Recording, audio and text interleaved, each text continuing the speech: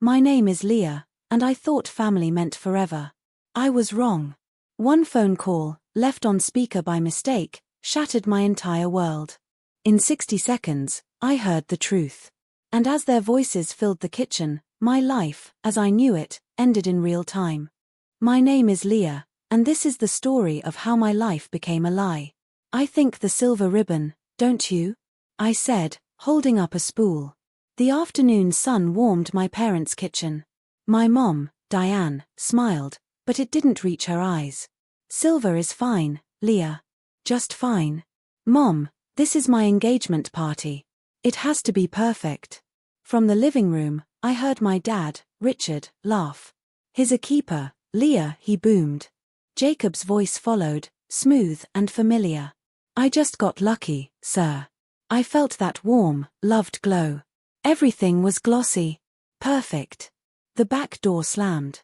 My sister Emily burst in, her cheeks flushed. Jacob. Your phone was buzzing in your jacket. It's your boss. Marked urgent. Jacob appeared in the doorway, his smile shifting to concern. On a Saturday? Thanks, Em. He took the phone, swiping to answer as he walked toward us. Yes, sir? You're on speaker, go ahead. He set the phone down on the granite countertop and reached for a pen. But it wasn't his boss's voice that filled our sunny kitchen. It was Emily's. Tinny and cold from the speaker. He's still clueless, right? My brain stuttered. Why is her voice on his phone? Jacob's voice answered, a low, intimate chuckle I knew too well. Completely. She thinks this party is for her. The air left my body. Just vanished. I looked at Jacob. His face was turned toward the phone, a smirk playing on his lips. He hadn't realized yet. He'd meant to call her. My eyes darted to Emily. Her hand was clamped over her mouth, her wide, horrified gaze locked on the device. I turned to my mom. Her face was a frozen mask, her eyes darting from the phone to my dad. My dad, Richard, was staring hard at his shoes. The silence in the kitchen was louder than any scream. The phone call disconnected with a soft click. Leah, Jacob whispered, finally seeing me, finally understanding. You called me, Emily hissed at him, her voice trembling with panic. You idiot, you called me. What? I said. The word was flat. Dead. What was that? Leah, sweetheart, my mom started, stepping toward me, her hands fluttering. Don't. I took a step back. Jacob. Explain. He ran a hand through his hair. It's not what it sounded like. It sounded like my sister asked if I was clueless. And my fiancé said I was. That I think this party is for me. My voice was terrifyingly calm. If it's not for me, Jacob, who is it for? It's a misunderstanding, Emily said, her tears starting, those perfect, fake tears. We were joking about a surprise for you later. On the phone? With his boss's caller ID. I looked at my parents. Mom. Dad. Why are you looking at the floor? My dad cleared his throat but said nothing. The balloon arch over the kitchen entrance seemed to mock me. The big, glittery letters, congratulations Leah and Jacob. You knew, I breathed, the pieces crashing together in a nauseating wave. All of you. You're in on the joke. And I'm the punchline. No one is joking, Leah, my mom said, her voice tight. You're being dramatic. It was a private conversation you weren't meant to hear. A private conversation between my fiancé and my sister about how clueless I am, I stated. Define dramatic for me, Mom. What's the appropriate reaction? Jacob reached for me. Baby, please. Let's go talk upstairs. I recoiled. Don't touch me. I looked at Emily. You hate me that much. It's not hate, she cried. You live in this dream world, Leah. You needed a reality check. From my own sister. And my fiancé. Arranged by our parents. I laughed, a sharp, broken sound. What is this? What is really happening? The four of them exchanged a glance. A silent, guilty conversation over my head. That look was the final crack. The foundation of my world gave way completely. I was the last to know my own truth. And in that sunny kitchen, surrounded by the proof of a love that didn't exist, I realized I didn't know anything at all. The silence after the call disconnected was the loudest sound I'd ever heard. I just stared at them. Jacob's face was white. Emily's fake tears started in earnest. "It's not what it sounded like," she sobbed, clutching the counter. "Then what was it, Emily?" My voice was a ghost of itself. "Explain it to me." She looked at Jacob, then at our parents. We were stressed. About the party. "You said, she thinks this party is for her," I recited, each word an ice chip. "Who is she? If not me?" My dad finally looked up. "Leah, enough. You're embarrassing yourself." The sentence was a physical slap. "I'm embarrassing myself?" "Yes," my mom snapped, her composure cracking into something ugly. "Always with the drama, Leah. You hear one thing out of context and you're ready to burn everything down." Jacob found his voice. "Your mom's right. It was a stupid joke. Emily was asking if you were still clueless about the vintage car I rented for our exit later. As a surprise." I looked at the ring on my finger. The diamond felt like a cheap piece of glass. "You're a terrible liar. You always have been." "He's not lying," Emily insisted. "Then why are Mom and Dad looking like they're at a funeral?"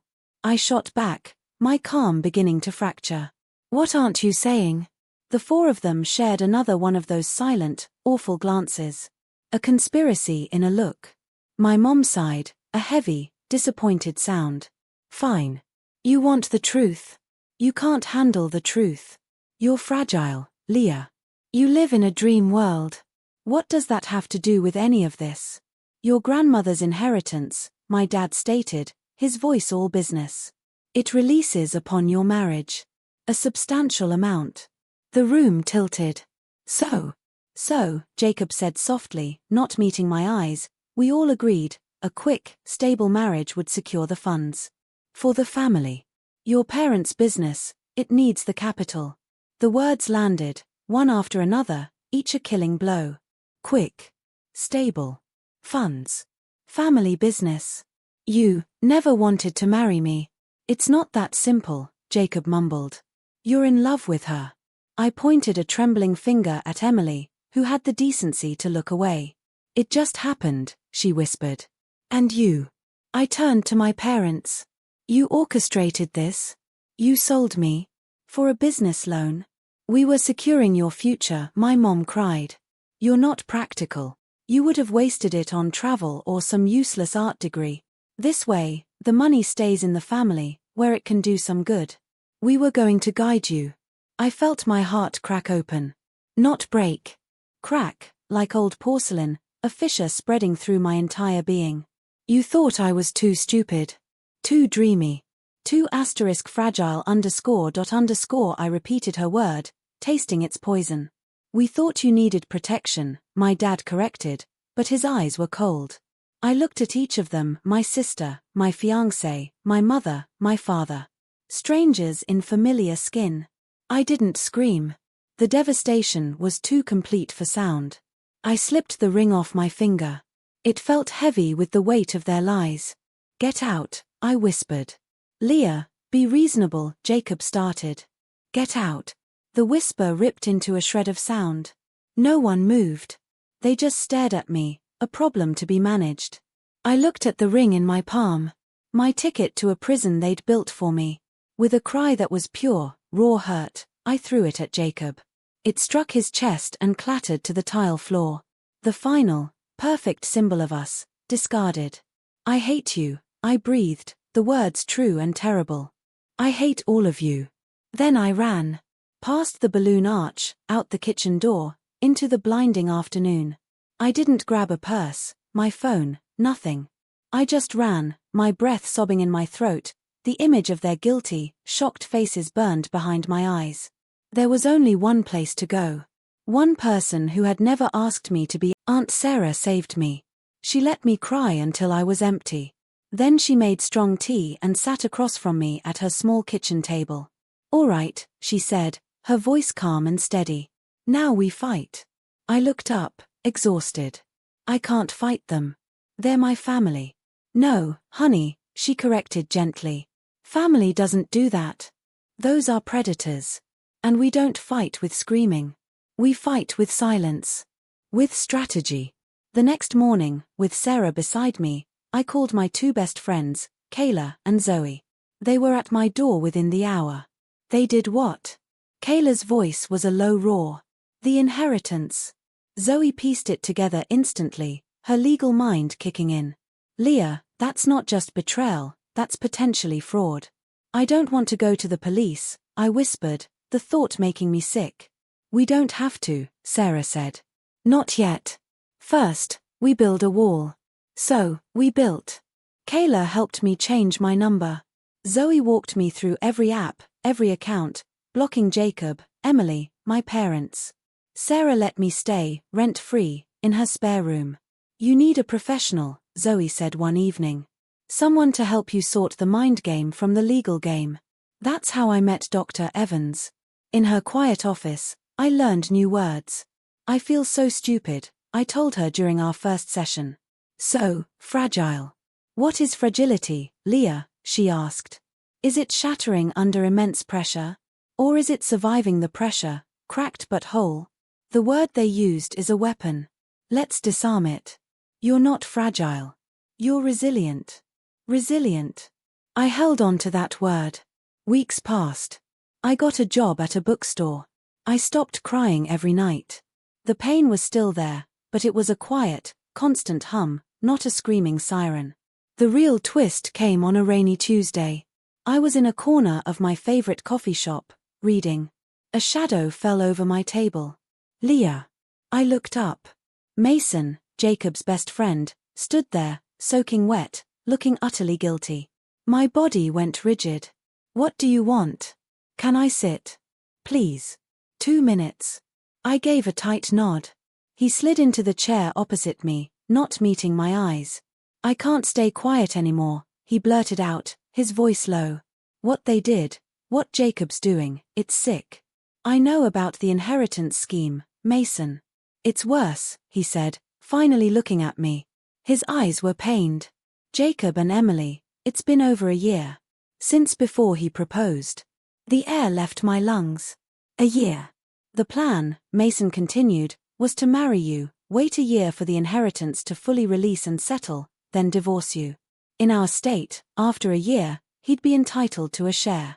They'd take half, be together, and your parents would get their cut to bail out the business. I felt dizzy. It was so calculated. So cold. Your parents, Mason swallowed. Jacob was bragging about it once, drunk. Their business isn't just struggling. It's drowning. They took out second and third mortgages. Your inheritance wasn't a bonus, Leah. It was their only life raft. They were going to use your entire future to fund their past mistakes. Something in me solidified. The last piece of the puzzle clicked into place, and the picture wasn't of my broken heart, but of their rotten core. The grief didn't vanish. It transformed. It hardened in my chest, a dense, heavy weight of clarity. It wasn't about me being unlovable or foolish. It was about them being desperate, greedy, and cruel. Why are you telling me this? I asked, my voice surprisingly steady. Because you're a good person, he said, standing up. And I've been a coward. I'm sorry. He left as quickly as he came. I sat there, watching the rain streak the window. I thought of Dr. Evans's office, of Sarah's kitchen, of Kayla and Zoe's fierce loyalty. I had a network now. A whisper network of truth and strength. They'd had their conversation on speakerphone, revealing my nightmare. It was time I had mine. I didn't seek revenge. I sought justice. And peace.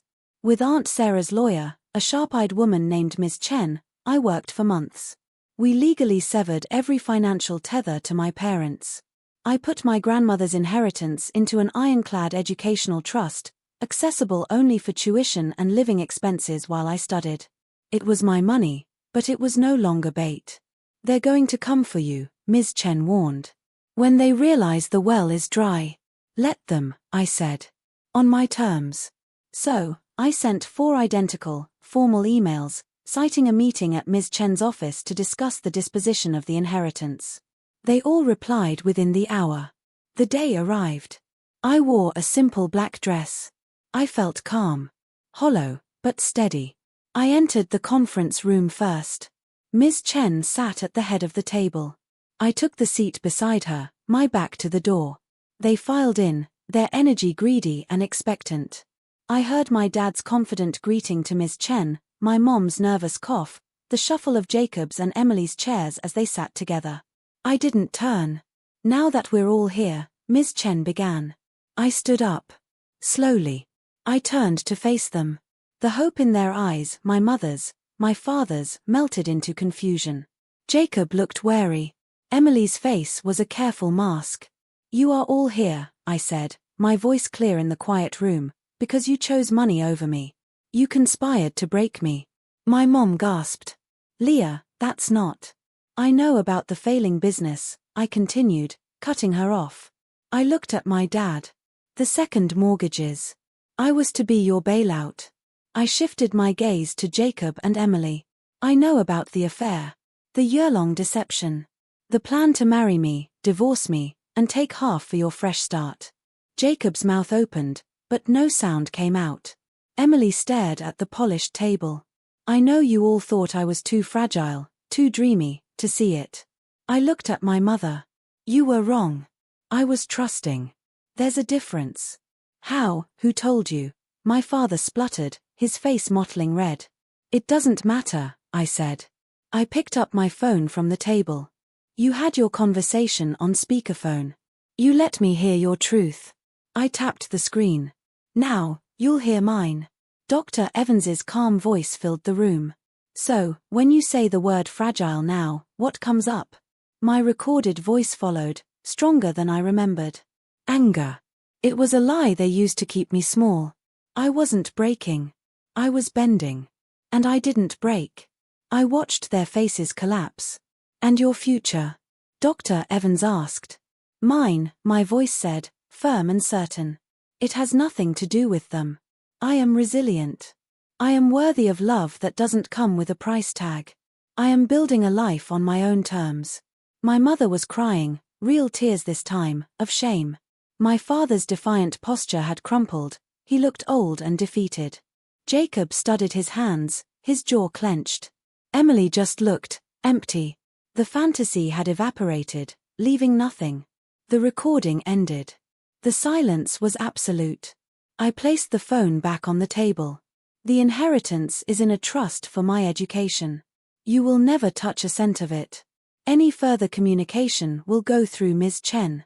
I looked at each of them one last time, searing their fallen faces into my memory. This was the consequence.